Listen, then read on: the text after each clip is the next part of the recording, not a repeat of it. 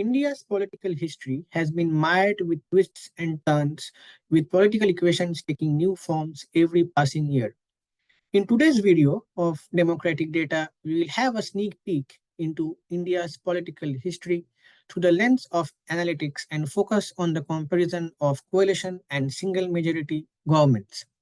Before going into the comparison, let's go back in time and see how the political scenarios in India have changed over the years.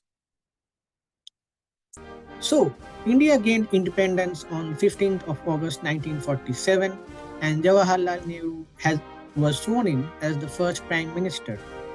30 years after that, the first non-Congress government came into power in 1977 and Morarji Desai was sworn in as the prime minister. However, just in 2 years down the road, the Indian National Congress comes back in power with Indira Gandhi again back as the prime minister. Unfortunately, in 1984, after the sad demise of Indira Gandhi, the Congress again came back to power with a whopping majority with over 400 plus seats, and Rajiv Gandhi was sworn in as the prime minister. However, 1989 was the first time when India's first coalition government came into power, and it started the first coalition government era. VP Singh was sworn in as the prime minister back then. Then, almost after 25 years after that, the coalition governments came to a halt with BJP getting majority on its own. Narendra Modi was sworn in as the prime minister. 10 years down the line, coalition governments are back. Even though BJP was the single largest party, it has to depend on other political parties such as the TDP and JDU. However, Narendra Modi gets the third term as prime minister. So there always has been this debate that coalition politics might not be good for a country's progress with multiple stakeholders in fray. In today's video, we will try to unravel whether that is a myth or a reality. But before going into the analytics, we'll go into a small refresher on some coalition statistics. So, the 1989 elections were a watershed moment in India's political history. Rajiv Gandhi's own cabinet minister, Vishwanath Pratap Singh, accused him of corruption in the Bofors scandal and left the cabinet. He formed the Janata Dal, and in the ensuing elections, even though Congress was the single largest party getting 197 seats, Janata Dal with outside support of the BJP and the left front formed the government. This marked the beginning of the first coalition era of Indian politics, lasting till 2014. VP Singh's government, however, was thrown in less than a year, with the BJP withdrawing support, claiming inaction from VP Singh when its Rath Yatra was halted in Bihar and Lal Krishna Advani getting arrested.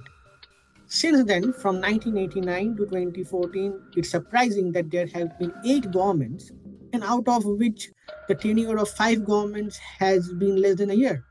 In fact, the shortest government ever in the history of India was of 13 days, when in 1996, Atal Bihari Vajpayee's government lost the confidence motion by only one vote.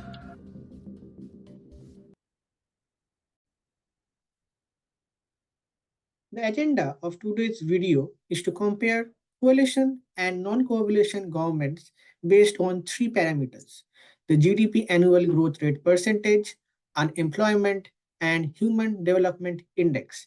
At the end, we'll also see what can we expect from the new government which was just formed a few days back.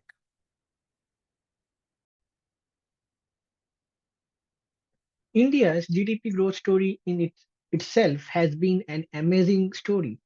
Let's see how India has fared in GDP over the years.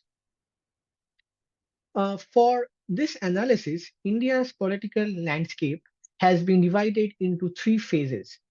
First of all, 1961 to 1988, which is the first non coalition government era, then 1989 to 2013, which was the beginning and the first coalition era, and again from 2014 to 2022, which was again a single majority government.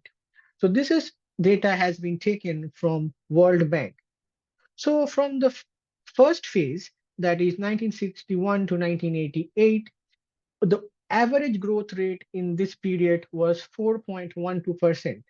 However, it is important to remember that this phase was turbulent, with India being involved in three wars, sanctions being imposed by the USA after the first Pokhran blast, then there was emergency, and eventually there was also the assassination of Indira Gandhi and the continuing Sikh riots.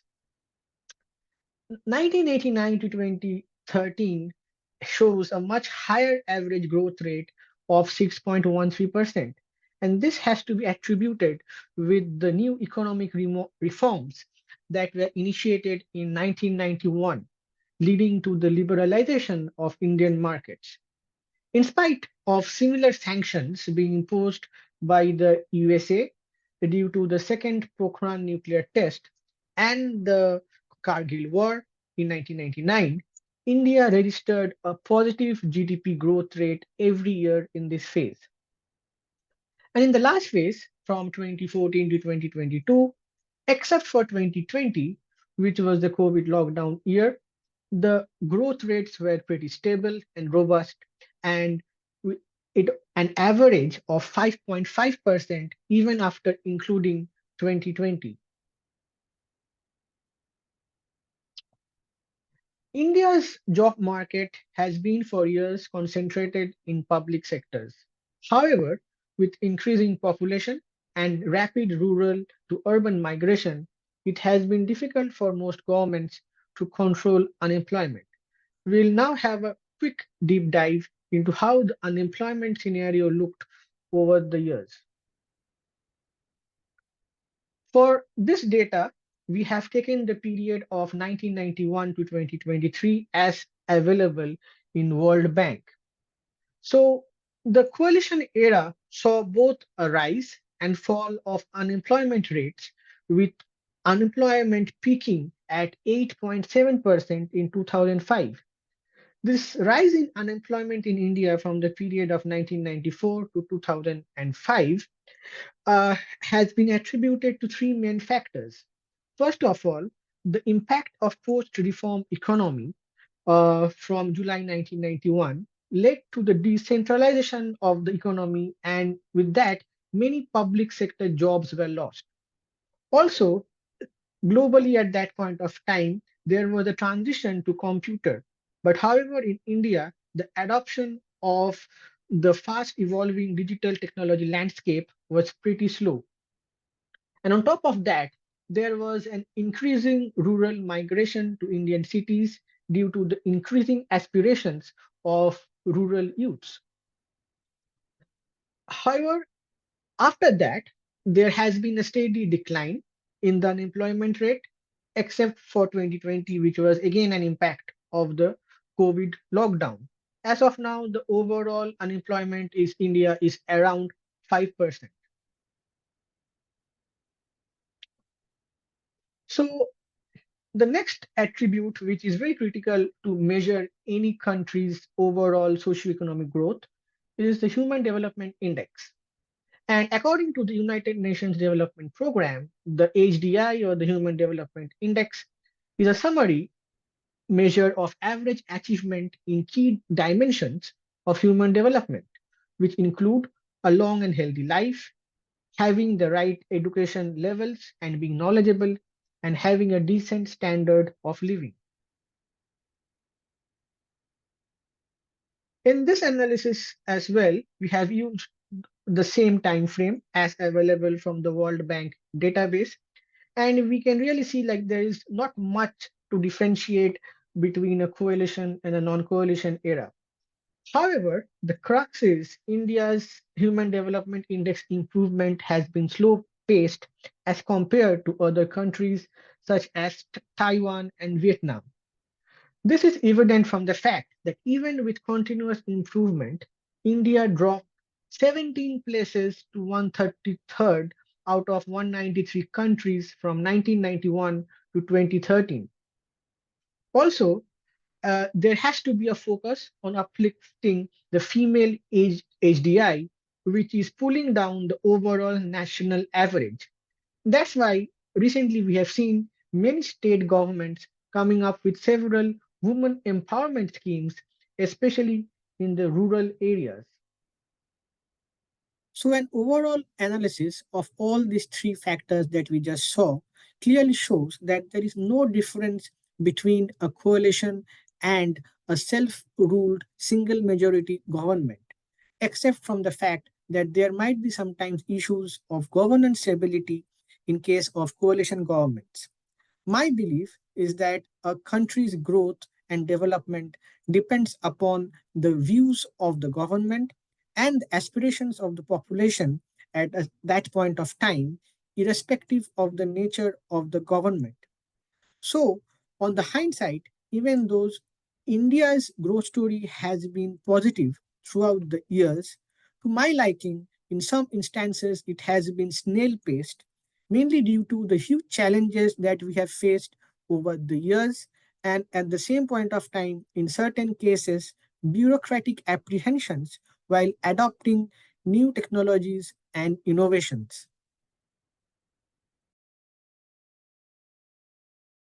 In 2024, the NDA alliance came to power with BJP emerging as the single largest party in the alliance, as well as in the country with 240 seats. However, this time around, the BJP has to depend on Chandrababu Naidu's Telugu Desam Party and Nitish Kumar's JDU to attain the magic figure of 272. With the political manifestos of these two alliance partners different from the BJP, especially in lines of minorities' social welfare schemes, it would be interesting to analyze how can the next 5 years look like. So for that, I have divided into two categories. First of all, what to remain same, and then what might change. In terms of maintaining the status quo, what I believe, India would carry on with its strong foreign policy and its quest to become a leader of the global south. At the same time, India's GDP growth would remain constant with a boost in foreign direct investments in manufactured sector and at the same time focusing on niche areas such as semiconductors. Strengthening this further, I believe the campaigns Make in India and Digital India would continue their path. Also, of late, there has been a strong emphasis on indigenous weapons manufacturing, with India already providing weapons to many African countries. And apart from that, the boost to space programs such as Gaganyaan would be continued. So India's emergence as a global leader would always be on track even in these 5 years. However, certain internal things might change. So the government, as it is a coalition government, has to also keep in confidence its coalition partners. And in that regard, I believe there would be more focus on agriculture and social welfare schemes.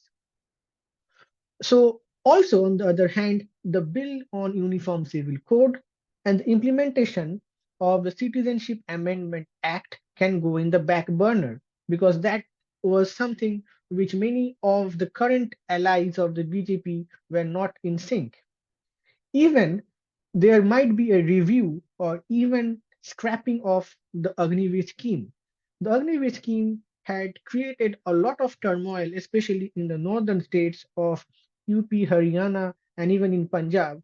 And some attribute that was one of the important factors leading to BJP's debacle in certain northern states. And last but not the least, I believe there would be more central government packages for eastern and southern India because that's where the BJP's allies have are from.